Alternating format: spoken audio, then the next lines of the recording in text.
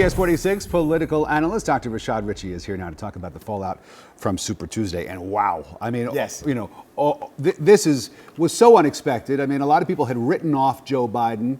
And I remember back in 1992, I don't know if you remember this, but Bill Clinton called himself the comeback kid. Joe Biden is now the comeback kid. He's the comeback grandpa or something, right? That's funny.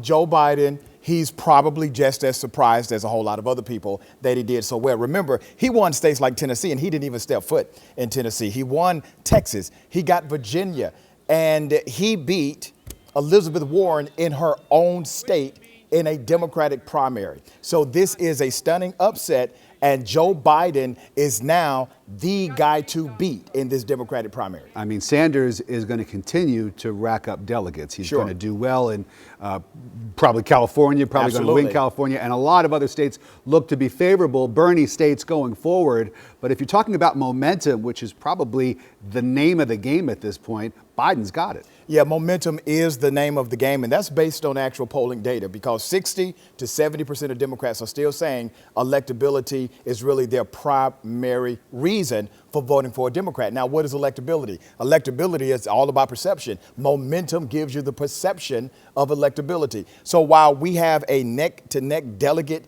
count right now, and Bernie Sanders had a good night, Joe Biden had the momentum night, no question about it. There's so much talk about base in politics. Right. Of course, President Trump has his base, and they seem to back him really no matter what. Joe Biden and Bernie Sanders have their bases as well, but one of them is going to have to expand that base if he's going to win the nomination. Who's got the better shot of bringing in supporters from the other candidate?